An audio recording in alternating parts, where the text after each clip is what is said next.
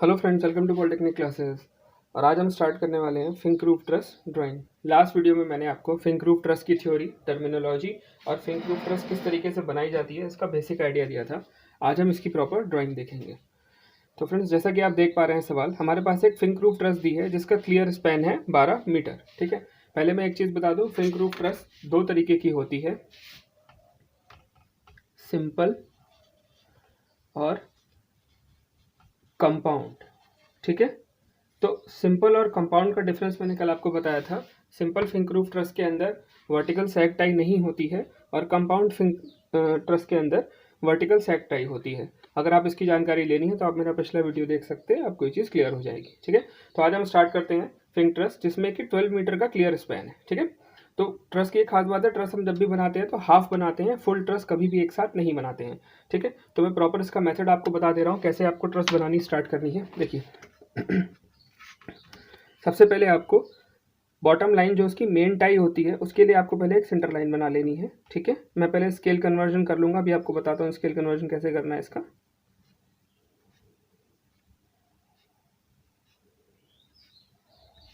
ठीक है, एक बेसिक आइडिया मैंने ले लिया लाइन का। अब क्योंकि मेरा क्लियर स्पैन 12 मीटर है, तो अगर हाफ ट्रस होगी तो हाफ ट्रस 6 मीटर की होगी, तो 6 metre into 100 centimetre into 10 mm, तो ये 6000 mm हो जाएगा, डिवाइडेड बाई 20। ठीक है, यहाँ पर मैं स्केल ले रहा हूँ 1:20 का।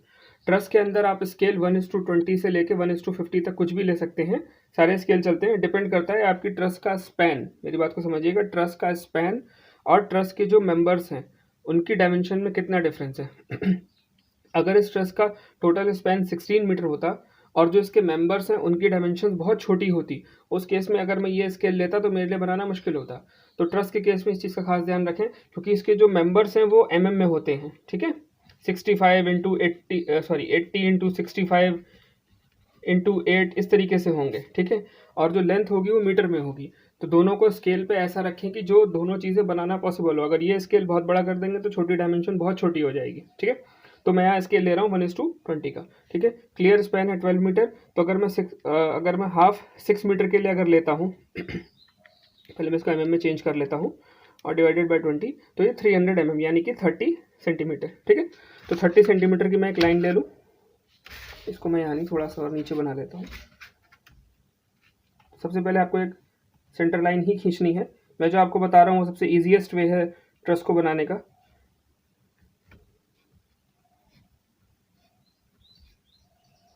देखिए, स्केल 25 सेंटीमीटर का है, तो इसके आगे 5 सेंटीमीटर और बढ़ा लेंगे कुछ इस तरीके से।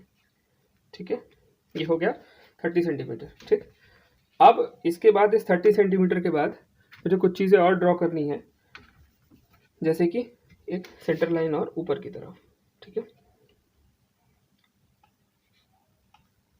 इसकी कोई लेंथ नहीं है, ये जो मैंने आपको कल इसकी हाइट बताई थी, हाइट ऑफ ट्रस, ये उसके लिए है। इस पर आपका बीच वाली सैग टाई आएगी। ठीक है, मैं इसको भी रब कर देता हूँ। तो ये हमें एक आउटलाइन मिल गई जिससे हमें ट्रस को बनाना स्टार्ट करना है। ठीक है, अब हमें क्या करना है, अब हमें इस ट्रस पे, देखिए, ट्रस का बेसिक आइडिया ये होता है कि जो नीचे वाला जो स्पैन होता है वो एकदम स्ट्रेट नहीं होता है, वो यहाँ से 5 डिग्री उठा रहता है। ठीक है, आपका जो भी टोटल लेंथ होगा स्पैन का, उस स्पैन को 3 या 4 इक्वल भाग में, जैसा भी हो, अगर 12 हो तो 3 भाग में, 16 है तो 4 भाग में आप डिवाइड कर लीजिए। इसका क्या मतलब है कि जो आपके नीचे वाला टाई मेंबर होगा, टाई मेंबर मतलब कोई एंगल सेक्शन होगा यहाँ पर। ठीक है, तो जो भी एंगल सेक्शन होगा वो एंगल सेक्शन एक पार्ट ये होगा, फिर यहाँ घसट प्लेट लगी होगी, दूसरा पार्ट होगा, फिर तीसरा पार्ट होगा, यहाँ पर एक घसट प्लेट होगी। तो ये बिल्कुल स्ट्रेट नहीं बनाते हैं, थोड़ा सा ऊपर उठ के बनाते हैं, ताकि जब इस पर लोड आए ऊपर से तो पहले ये थोड़ा सा झुक के न्यूट्रल पोजीशन में है, उसके बाद सैग हो। इससे हमें थोड़ा सा ज़्यादा सेफ्टी मिल जाती है अपने, और हम ज़्यादा लोड इसके ऊपर डाल सकते हैं। ठीक है, तो अब हमें क्या करना है, 5 डिग्री अपने ड्राफ्टर को ऊपर घुमा लेना है। ठीक है, ज़्यादा नहीं, बस 5 डिग्री। आप इसको अंदाजे से 5 डिग्री ऊपर घुमा सकते हैं। ठीक है, देखिए, अब यहाँ से मैं 5 डिग्री ऊपर, हाँ, और जैसे मेरा टोटल स्पैन है 12 मीटर। ठीक है, तो अगर मैं 1/3 करूँगा तो 4 मीटर। 4 मीटर का मतलब यही है कि यहाँ से यहाँ तक एक, ये जो नीचे का जो मेन टाई है, मेन टाई 3 पार्ट में है, तो मेन टाई अगर 4 है तो 4000 mm हो गया डिवाइडेड बाई 20, ठीक है, ये आ गया 200 यानी कि 20 सेंटीमीटर, ठीक है। तो जो पहली टाई का एक सेक्शन होगा वो कितना लंबा होगा, वो होगा 20 सेंटीमीटर लंबा, ठीक है। तो उसके लिए मैं एक लाइन ले लेता हूँ, यहाँ से ये 20 सेंटीमीटर, ठीक है। ये मेरा 5 डिग्री पर 20 सेंटीमीटर पहला आ गया। इसके बाद आपको अपनी टाई को हॉरिजॉन्टल कर देना है, ठीक है। हॉरिजॉन्टल मतलब जो आपकी बेस लाइन है इसी के पैरेलल कर देना है, ठीक है।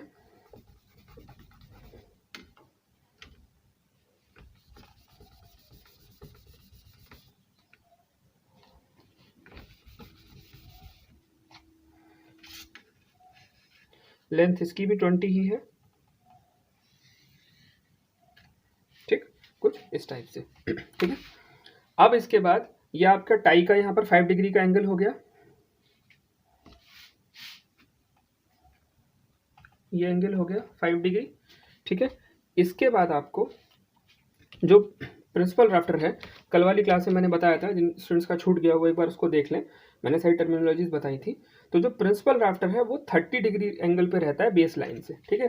तो आप अपने ड्राफ्टर को फिर 30 डिग्री पे शिफ्ट कर लें, ठीक है, और 30 डिग्री पे इसी पॉइंट से एक लाइन ऐसे खींच दे सेंटर लाइन तक, ठीक है। तो ये सेंटर लाइन तक मैंने एक लाइन खींच दी, ठीक। इसको थोड़ा सा नीचे बढ़ा लें, अभी मैं डायमेंशन इसकी बताऊंगा, ऐसे ही पहले रफली बढ़ा लें, ठीक है। ये हो गया, ये आपके प्रिंसिपल राफ्टर की नीचे वाली लाइन हो गई। प्रिंसिपल राफ्टर भी एक्चुअल में एक एंगल सेक्शन ही होता है, एंगल सेक्शन ही होता है। एंगल सेक्शन की जो भी डायमेंशन होगी उसके हिसाब से हम स्केल कन्वर्जन कर लेंगे। यहाँ पर प्रिंसिपल राफ्टर की डायमेंशन है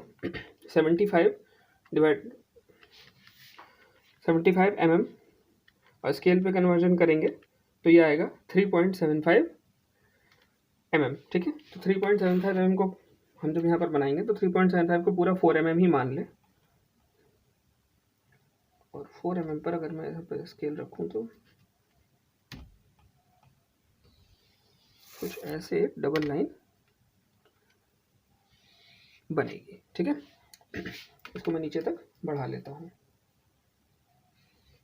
ठीक। ये बन गया मेरा प्रिंसिपल राफ्टर की आउटलाइन, ठीक है। अब प्रिंसिपल राफ्टर बनने के बाद आपको प्रिंसिपल राफ्टर को एंड कहाँ पर करना है, तो आपकी जो सेंटर लाइन है, सेंटर लाइन से थोड़ा सा पीछे बस, ठीक है। एक अंदाजे से सेंटर लाइन से थोड़ा सा पीछे इसको खत्म कर दें, ठीक। जब ये लकड़ी की ट्रस बना करती थी तो यहाँ पर 3 वे स्ट्रैप लगा करता था, पर क्योंकि अब स्टील की ट्रस बनने लगी हैं या ट्यूबुलर ट्रस बनने लगी हैं तो उसके अंदर अब 3 वे स्ट्रैप की जगह यहाँ पर गसेट प्लेट लगती है। तो गसेट प्लेट एक मेंबर इधर से एक मेंबर इधर से, और उन सबको एक गसेट प्लेट बीच से जोड़ देती है, ठीक है। तो ये हमारा प्रिंसिपल राफ्टर हो गया। अब देखिए प्रिंसिपल राफ्टर और ये जो आपकी मेन टाई बीम है ये सपोर्ट होगी नीचे किसी कॉलम पे या वॉल पे। तो उस कॉलम और वॉल की स्टैंडर्ड डायमेंशंस क्या दी हुई हैं, वो है आपके पास 40 सेंटीमीटर चौड़ा, ठीक है। तो 40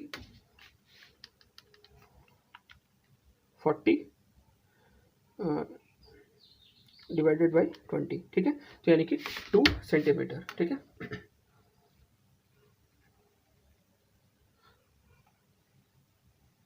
ठीक, इसके साथ इसके ऊपर एक बेस प्लेट लगी है, ठीक है। बेस प्लेट कह लीजिए, तो बेस प्लेट की डायमेंशन है 30, ठीक है। तो 30 डिवाइडेड बाई 20 कितना आया 1.5 सेंटीमीटर, ठीक।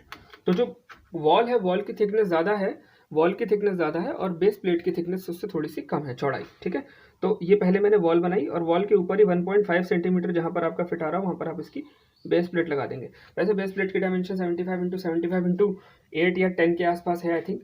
तो उस केस में अगर बेस प्लेट ऐसी दे रखी है तो आपके पास इक्वल एंगल सेक्शन है जिसमें ये 75 है, ये भी 75 है और थिकनेस 8 है, ठीक है। तो इतनी माइन्यूट सी डायमेंशंस आप यहाँ नहीं बना पाएंगे क्योंकि इस स्केल के हिसाब से बहुत छोटी डायमेंशन नहीं ले पाएंगे, तो इसलिए यहाँ पे थोड़ा सा हम एक अप्रॉक्सीमेशन ले लेते हैं, ठीक है। तो ये हमारा बन गया बेस प्लेट और ये वॉल का, ठीक है। इसकी टोटल डेप्थ भी 2 सेंटीमीटर है और ये मेरा वॉल या कॉलम सपोर्ट जैसा भी होगा वो बन जाएगा, ठीक है। इसके अंदर इतना सेक्शन सीसी का है।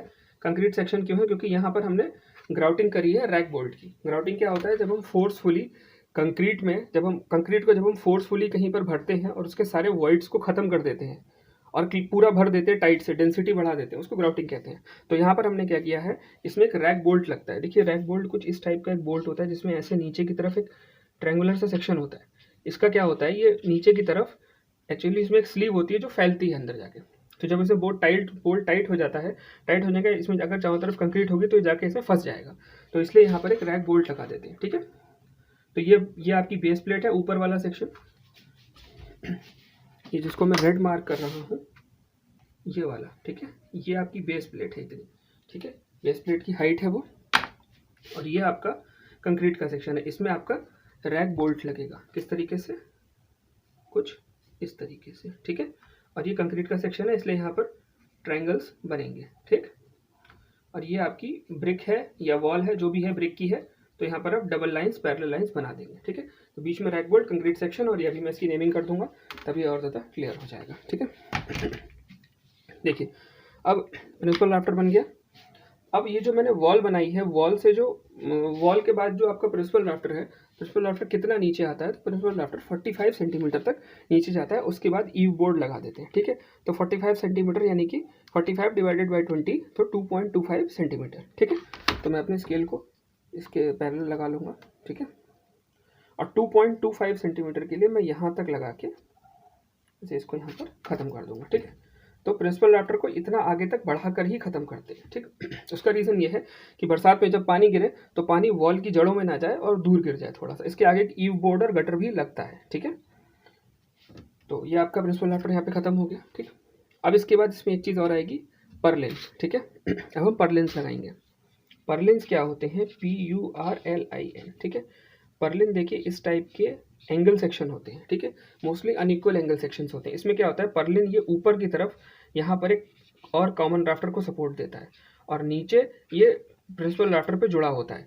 तो ये जुड़ा होता है, इसलिए इसको सपोर्ट देने के लिए यहाँ पर एक क्लीट का एंगल और लगाया जाता है, जो इसको आगे खिसकने से रोकता है और इसको वहीं पर थाम के रखता है। ठीक है, तो परलिन की डायमेंशन कितनी दे रखी है, परलिन की डायमेंशन दे रखी है आपकी 125 × 75 × 6। ठीक है, तो 125 mm डिवाइडेड बाई 20 कितना आया, 6.25 mm। ठीक है, तो 6.25 mm। तो परलेन आपको कैसे बनाना है, आपको सिंपली सिर्फ इतना करना है। पहले नीचे से स्टार्ट करते हैं। ठीक है, नीचे यहाँ पर एक विंड टाई लगती है। विंड टाई क्या होता है वो परलेन ही है, बस वो बिल्कुल कॉर्नर में लगाते हैं ताकि यहाँ से हवा की वजह से ये छत उड़ ना जाए। ठीक है, तो परलेन इस टाइप का एल शेप का मेंबर होता है। ठीक है, ये 6 mm एक यहाँ पर। ठीक, ये तो वैसे डिज़ाइनिंग का है, कितनी दूर परलिन लगना है ये तो डिज़ाइन करके पता किया जाता है, बट मैं अप्रॉक्सीमेशन से इक्वली लगा दे रहा हूँ, और ड्राइंग में आपको अभी यही करना है। ठीक है, तो यहाँ पर आपने अपने परलिन्स ड्रॉ कर दिए। जिन लोगों को ना समझ आ रहा हो टर्मिनोलॉजीज़, वो लोग पिछला वीडियो देख सकते हैं, मैंने उसमें ये सारी टर्मिनोलॉजीज़ काफ़ी अच्छे से क्लियर की हैं, ताकि आपको ड्राइंग बनाने में कोई दिक्कत ना हो। क्योंकि इस बार मैंने जब वेस्ट वाटर इंजीनियरिंग को देखा तो मुझे लगा स्टूडेंट्स को बहुत ज़्यादा प्रॉब्लम है, क्योंकि नया सब्जेक्ट आने के बाद एकदम से ना उसकी बुक्स अवेलेबल होती है, ना ही कोई पिछले पेपर का मॉडल पेपर होता है। तो जो आप लोग कॉपी में, जो भले ही आपको आता है, बट आप कॉपी में जब लिखने जाते हैं तो आप वो चीज़ एक्सप्रेस नहीं कर पाते जो एक एग्जामिनर को कॉपी चेक करने के लिए चाहिए। वहाँ पर मैंने बहुत सारी गलतियाँ ऐसी देखी कि स्टूडेंट जानता है वो क्या है, बट वो उस चीज़ को पूरी तरह से एक्सप्रेस नहीं कर पा रहा है। फिर इस बार एक खास चीज़ हुई है, इस बार आपको कॉपी और ड्राइंग शीट दोनों चीज़ें मिली हैं। ठीक है, इससे क्या दिक्कत हुई कि ड्राइंग के साथ कॉपियाँ पहले नहीं मिला करती थी। अब आपको थ्योरी भी देखनी है, ड्राइंग शीट भी देखनी है। टाइम आपके पास 3 घंटा ही है, सवाल आपको 3 ही करने हैं, या हो सकता है कभी 4 आ जाएँ, तो उस केस में आपके पास ऑप्शंस इतने नहीं है। थ्योरी पेपर में तो आप 20 क्वेश्चन कराओगे, थोड़ा थोड़ा नंबर मिलकर आप पास हो जाओगे, पर यहाँ 3 ही 4 क्वेश्चन है, अगर ज़रा सी गलती हुई, एक क्वेश्चन में गलत हुआ तो पास होना मुश्किल पड़ जाता है। तो इसलिए कॉपी और शीट आने के बाद अब आपके पास ड्राइंग का पैटर्न ना बदल रहा है। ठीक है, तो इसलिए कॉपी के साथ आप इसकी डिज़ाइनिंग या इसके न्यूमेरिकल ऐसी वैल्यूज़ भी आपको लिखनी पड़ेंगी, इसलिए मैं इसको ज़रा सा और डीप में लेके जा रहा हूँ। ठीक है, तो आपके परलिन्स बन गए। अब परलिन्स के आगे क्लीट एंगल लगता है। ठीक है, मैं इसको और अलग से मैग्नीफाई करके दिखा दूंगा, कल वाली वीडियो में मैंने दिखाया था। यहाँ पर इसमें क्लीट एंगल लगाए जाते हैं। ठीक है, क्लीट एंगल कुछ नहीं है, जैसे परलिन एक ऐसा वर्टिक एंगल है, वैसे ही क्लीट इसके आगे लगा एक और एंगल है, बस और कुछ नहीं। ठीक है, उसी के आगे लगता है ताकि ये इसको सपोर्ट करे। इसमें ऊपर एक बोल्ट लगा देते हैं जिससे कॉमन राफ्टर से जुड़ता है, इन दोनों को आपस में एक बोल्ट से जोड़ देते हैं, और नीचे ये जुड़ा होता है प्रिंसिपल राफ्टर से। ठीक है, तो अब इसके पैरेलल एक लाइन खींच देते हैं। देखिए कुछ इस तरीके से। ठीक है,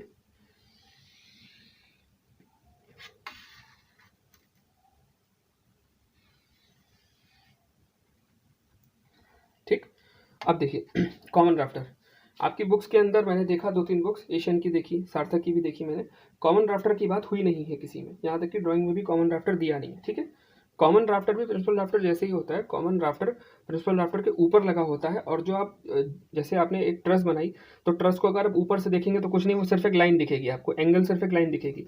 बट जब आप कई ट्रसेस एक लाइन से लगा देंगे, 1 2 3 4, तो इन ट्रसेस के ऊपर जो छत की शीट पड़ती है, चाहे वो फाइबर की शीट हो, चाहे वो GI शीट हो, चाहे वो एस्बेस्टस की शीट हो, चाहे वो किसी और बनी चीज़ की मटेरियल की शीट हो, तो उस पूरी शीट्स को सपोर्ट देने के लिए ये कॉमन राफ्टर लगाए जाते हैं। इन्हीं के ऊपर शीट बिछाई जाती है, ठीक है। तो कॉमन राफ्टर की डायमेंशन क्या दी है, 75 × 65 × 8, ठीक है। वही चीज़ है सेम पहले जैसे, 75 20 तो 3.75 mm, ठीक है। 3.75 mm मतलब वही 4 mm का, इसको हम यहाँ पर भी बना लेंगे, ठीक है। तो ये पहला हुआ।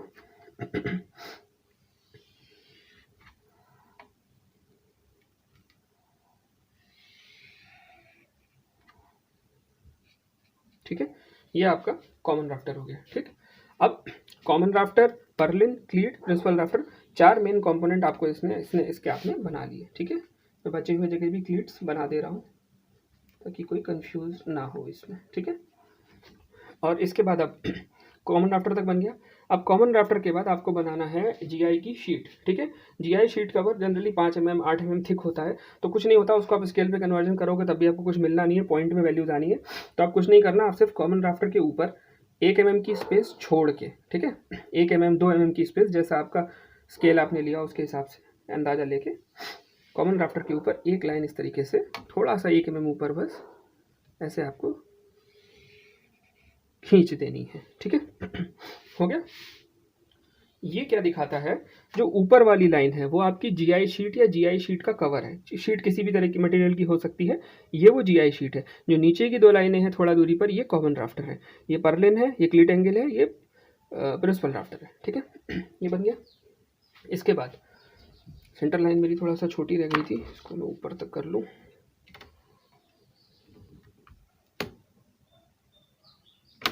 देखिए, मैं जिस तरीके से आपको ड्राइंग बता रहा हूँ, इस तरीके से और कोई नहीं बताया अभी तक। रीज़न ये है कि मैंने देखा, सिर्फ एक चीज़ ये होती है कि आप सिर्फ बता दे रहे हैं, दूसरा होता है आप उसको ये समझ के बता रहे हैं कि स्टूडेंट्स को दिक्कत कहाँ पे होती है। और इस साल के बाद से ड्राइंग जैसे जैसे चेंज हो रही है, ये भी सब्जेक्ट पहली बार आया है, तो मुझे दिक्कतें समझ आ रही हैं, इसलिए मैं आपको वो मेथड्स बता रहा हूँ जो सबसे ईजिएस्ट है, ठीक है। बिना इन सेंटर लाइन के भी आप ट्रस आराम से बना सकते हैं, सेकेंड ईयर में भी ट्रसेस बनाई हैं आपने, बन जाती है, बिल्कुल कोई दिक्कत नहीं है। पर आप एक नीट एंड क्लीन मेथड को सीखेंगे तो आपको कम टाइम में ज़्यादा बनाना होगा, क्योंकि इस बार आपको कॉपी भी लिखनी पड़ सकती है पिछली बार की तरह, ठीक है।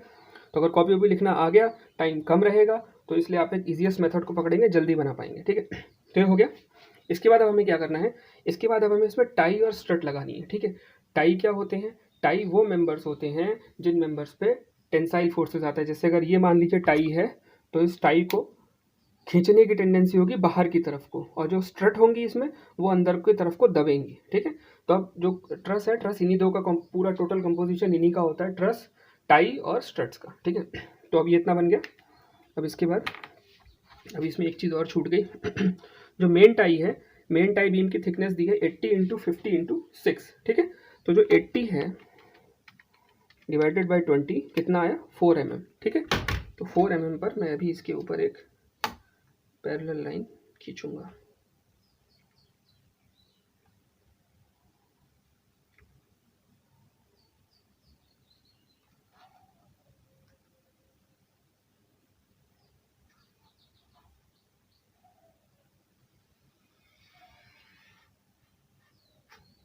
ठीक है। तो ये 20 mm यहीं तक एंड हो गया था, ठीक। मैं इस टाई मेंबर को यहीं पर ख़त्म कर दूंगा, ठीक है। ये जो इधर वाली लाइन है ये ब्लैक नहीं है, ठीक है। टाई मेंबर यहीं से स्टार्ट हुआ है, यहाँ पर आके ख़त्म हो गया, ठीक है। अब जो ये अगला मेंबर है, इस पर भी आपको ऐसे ही 4 mm ऊपर इसकी थिकनेस दिखानी है। तो पहले मैं बेस वाली लाइन को थोड़ा डार्क कर दूँ,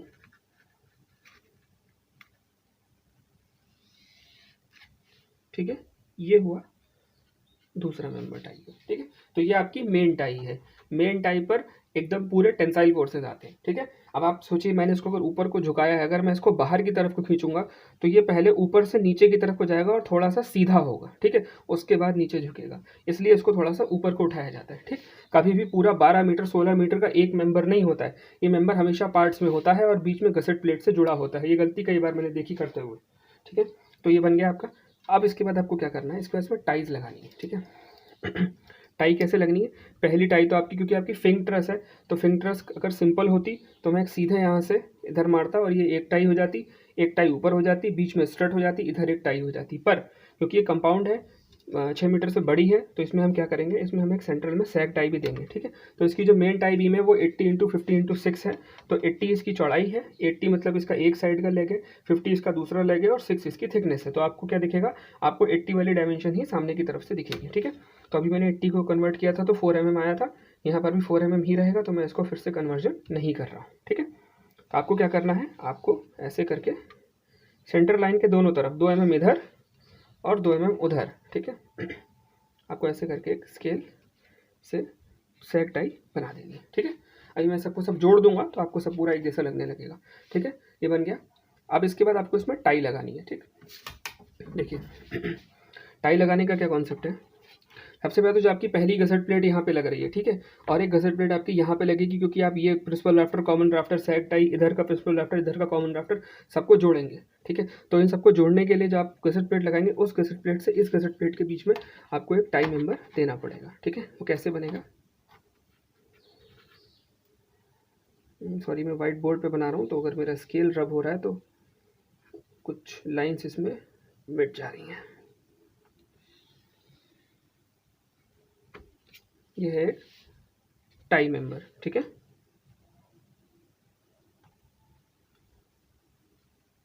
ठीक, ये आपका पहला टाई मेंबर हो गया। इसके बाद आपको दूसरा टाई मेंबर कहाँ बनाना है, जो आपका ये प्रिंसिपल राफ्टर है, इस पॉइंट से जहाँ से आपका मेन टाई शुरू हुआ और जहाँ खत्म हुआ है, इसके सेंटर में, ठीक है। तो बिल्कुल इससे टच नहीं करेंगे, थोड़ा सा आगे लगाएंगे, क्योंकि गसट प्लेट में थोड़ी सी स्पेस छोड़ी जाती है। तो ये आपका पहला हो गया, और इसकी थिकनेस टाई मेंबर की जितनी दे रखी है उस हिसाब से ये दूसरा हो गया, ठीक है। ये 4-4 mm की टाई है भाई, 80x50x6 ये टाई भी है, तो 4-4 mm पे जाएंगे, ठीक है। इसके बाद अब ये क्योंकि कंपाउंड है तो इसमें मेंबर्स और थोड़े होंगे, कैसे होंगे, जो ये इतना हाफ था, इसके बाद इस जो बच गया है इसके सेंटर में आपको फिर से एक टाई मेंबर देना है,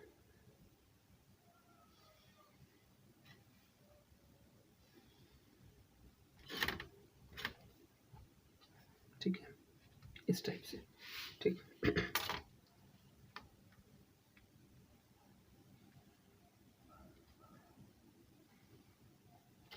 ये इसका लास्ट मेंबर, ठीक है। अब हमें इसमें गसट प्लेट की प्लेसिंग दिखानी है, ठीक है। गसट प्लेट की प्लेसिंग कैसे दिखाएंगे, देखिए इसमें एक गसट प्लेट तो इधर लगेगी, चलिए मैं पहले इसको पूरा कर लूँ फिर मैं गसट प्लेट लगाऊंगा इसमें। देखिए टाई जो आपका ट्रस है वो हमेशा हाफ बनती है, ठीक। तो हाफ बनती है इसलिए हम एक तरफ का बना देंगे और दूसरी तरफ सिर्फ कुछ चीज़ें दिखाने के लिए थोड़ी सी ट्रस का मेंबर हम बना देंगे, ठीक है। कैसे, इस तरीके से कि जैसे आपका जो इधर सेक्शन है,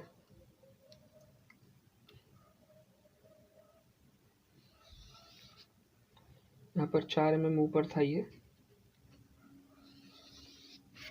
ठीक है। अब आपका कॉमन राफ्टर वाला आएगा,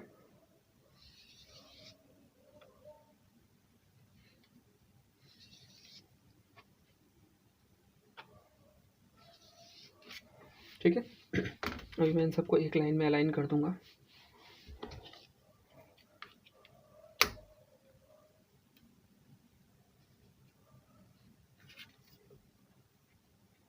ठीक है। ये आपका कॉमन राफ्टर, ये आपका प्रिंसिपल राफ्टर, बीच में इसमें पर्लिन लगे हुए हैं, यहाँ पर क्लीट एंगल लगा हुआ है, ये सारे पर्लिन लगे हुए हैं, ठीक है। आपको पूरा नहीं बनाना है, आपको सिर्फ इतना बनाना है, और ये मैं इसलिए बना रहा हूँ क्योंकि इसके ऊपर आपको एक रिज कैप बनानी पड़ेगी। रिज कैप क्यों बनती है, रिज कैप इसलिए बनती है कि ताकि आपकी ट्रस से पानी की लीकेज ना हो बरसात में, ठीक है। ये रिज कैप यहाँ पे बनती है टॉप पे, ठीक। रिज कैप बन जाने के बाद अब हम इसकी गसट प्लेट दिखाते हैं, गसट प्लेट कैसे बनती है, ठीक है। इसको यहाँ से रब कर दीजिए, कोई मतलब नहीं है इसका, बस इसको इतना ही दिखाइए रिज कैप, और जो गसट प्लेट अब सेंटर में बनाऊंगा वो गसट प्लेट, ठीक है। गसट प्लेट क्या होती है, 6 mm से 12 mm तक मोटी स्टील की प्लेट होती है, जिस प्लेट पर ये सारे मेंबर्स जुड़े होते हैं, जिनके सहारे ये सारे मेंबर्स जुड़े होते हैं, ठीक है। तो गसट प्लेट कुछ नहीं, यहाँ पे एक कर्व लाइंस नहीं बनती इसमें,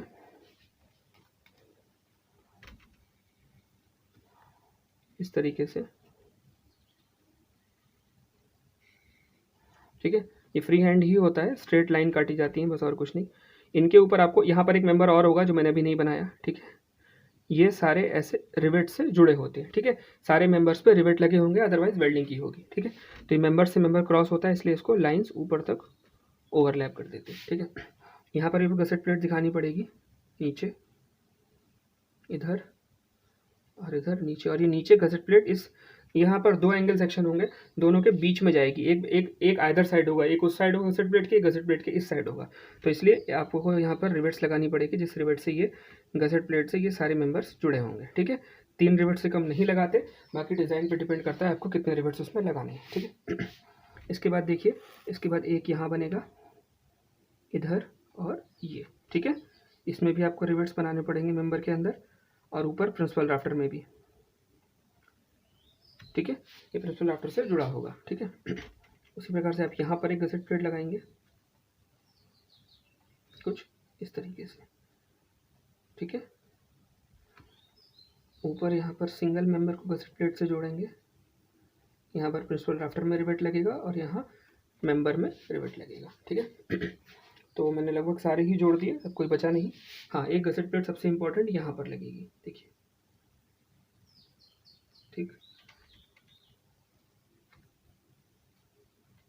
इसमें यहाँ पर रिवेट लगेंगे प्रिंसिपल राफ्टर में, यहाँ पर रिवेट लगेंगे मेंबर में, और ये गसेट प्लेट यहाँ पर अंदर होगी, इस बियरिंग प्लेट के अंदर जाएगी, और यहाँ पर भी 3 रिवेट लगेंगे, ठीक है। 3 रिवेट यहाँ, बाकी प्रिंसिपल राफ्टर में, और यहाँ पर मेन टाई में, ठीक है। एक गसेट प्लेट यहाँ पर हो गई, ठीक। तो गसेट प्लेट वाला पार्ट कंप्लीट हो गया। अब इसके बाद इस सब की आपको नेमिंग करनी है, और किस टाइप से इसमें क्या क्या मेंबर्स हैं वो सारे लिखने हैं, ठीक है। तो नेमिंग किस तरीके से होगी, आपको सिंपली अपना स्केल लेके इसको तो सीधे ही लिख दे। यहाँ पर ये 25 सेंटीमीटर की रिज है, ठीक है।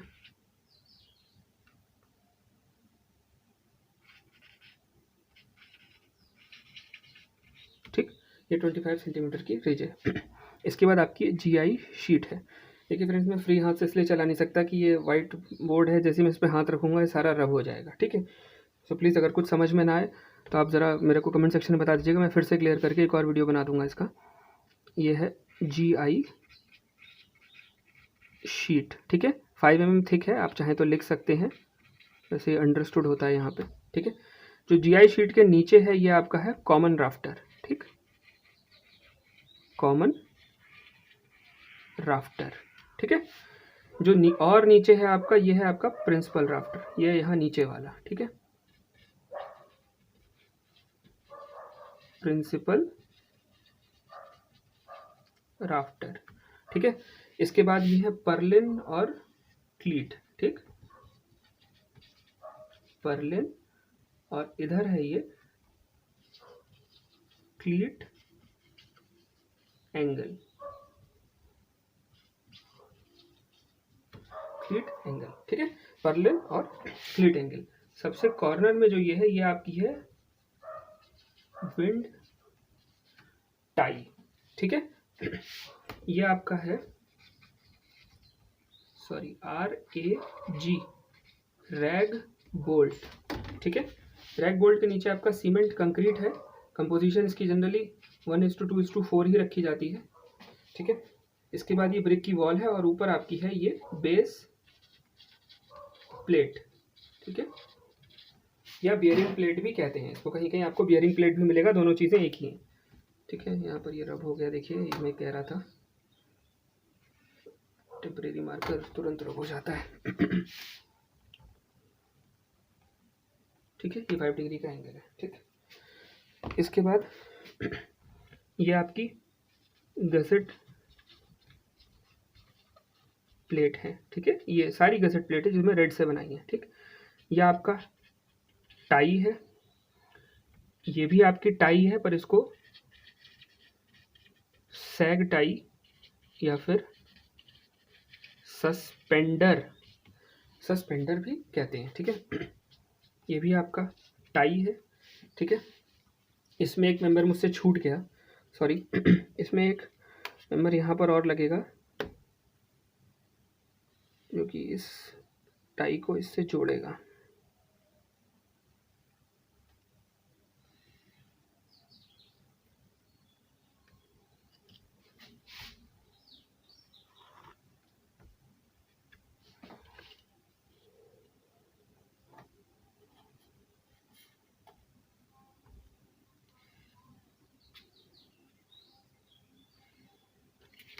इस टाइप से, ठीक है।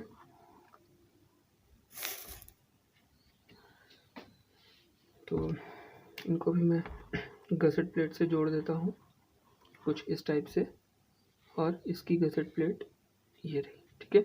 ऊपर इसमें हमने रिवेट्स लगा दिए, यहाँ इसमें, और ये जहाँ जुड़ेगा इसके अंदर भी आपको टाई नंबर में रिवेट्स लगाने पड़ेंगे। असल में एक्स्ट्रा टाई इसलिए दी जाती हैं एक्स्ट्रा सपोर्ट के लिए, बस कि आप, ताकि अगर आपका ये सैग होने के चांसेस हो तो हम क्योंकि कंपाउंड बना रहे हैं तो हमारे नंबर ऑफ मेंबर ज़्यादा हैं, इसलिए हम एक्स्ट्रा टाइज जोड़ देते हैं ताकि हमारा जो ट्रस है वो सपोर्ट रहे, क्योंकि इस पर इधर विंड का लोड भी आता है, विंड के अलावा बरसात में, तो इन सब चीज़ों के अगेंस्ट सेफ रहे, तो इसलिए हम इसमें टाई लगाते हैं। वैसे नंबर ऑफ मेंबर्स डिज़ाइन करने के बाद निकलते हैं कि कितने मेंबर्स इसमें एक्चुअल में लगने हैं, ठीक है। बट आपको क्योंकि सिर्फ ड्राइंग बनानी है, आपको सिर्फ डायमेंशंस दी होंगी, आपको ये नहीं दिया होगा कि आप डिज़ाइन करो, ठीक है। तो उस केस में क्या क्या, अगर आप सिर्फ ट्रस बनाओगे तो ट्रस में जितने मेंबर्स आपको दिए हैं जैसे जैसे आप बना दो, और उसके अलावा एक आउटलाइन ड्रॉ कर लो दिमाग में कि जैसे एक से एक टाई, एक टाई, एक स्ट्रट, एक टाई, एक स्ट्रट, एक टाई, एक स्ट्रट, तो नंबर ऑफ मेंबर्स काउंट कर लीजिए और उतने मेंबर्स आप बनाइए, ठीक है। डिजाइनिंग लेवल का मामला भी आपके साथ नहीं है, ठीक। तो ये आपके टाई हो गए, ठीक है। इसके बाद आपके ये स्ट्रट है,